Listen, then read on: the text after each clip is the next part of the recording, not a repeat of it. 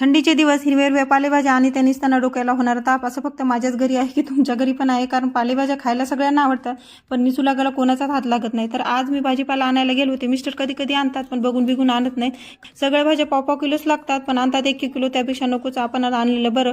आणि सगळं त्या भाजीपाल्यावाल्याच्याच मनावर, तू चांगलं दे की वाईट दे, त्याने इमानदारीने दिलं तर ठीक, नाहीतर मग आहेच. तसं पण मैत्रिणींसोबत गेलं की थोड्या गप्पा गोष्टी होतात आणि पाय मोकळे होतात.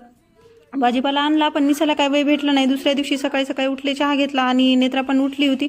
बाहेर थंडीत फिरू लागले आणि सरळ लेकरांना सांगितलं तर काही ऐकत नाहीत. म्हणून तिला म्हणलं कशात तरी बिझी करावं, म्हणून भेंडी, मिरच्या, चवळीच्या शेंगा आणि गवारीच्या शेंगा एकत्र झाल्या होत्या, तर त्यांना वेगवेगळं करायचं काम दिलं तिला. आणि नंतर मी बाकीच्या भाज्या धुवून ठेवल्या. नंतर फ्रीज स्वच्छ केला आणि किचनचे सगळे कामं आवरले. पण किचन आवरायचे आणि भाजीपाला ठेवण्याच्या नादात बेडरूमचा असा काही अवतार झाला होता. मग म्हणलं नंतर आवरूया, कारण त्यापेक्षाही महत्त्वाचं काम आहे भाजी निवडणे. मुलं शाळेतून एकदा आले तर ते काही हे करू देणार नाहीत आणि सगळ्या घराचं भाजी मार्केट होऊन जाईल. मग भाज्या निवडल्या आणि माझं एक छोटंसं प्रॅक्टिकल होतं, ते करायला घेतलं. पण वीरनेत्रा शाळेतून आली आणि कोणतंही काम एका वेळेत पूर्ण होईल हे तर शक्यच नाही. तर भेटूया पुढच्या ब्लॉगमध्ये. तोपर्यंत बाय बाय.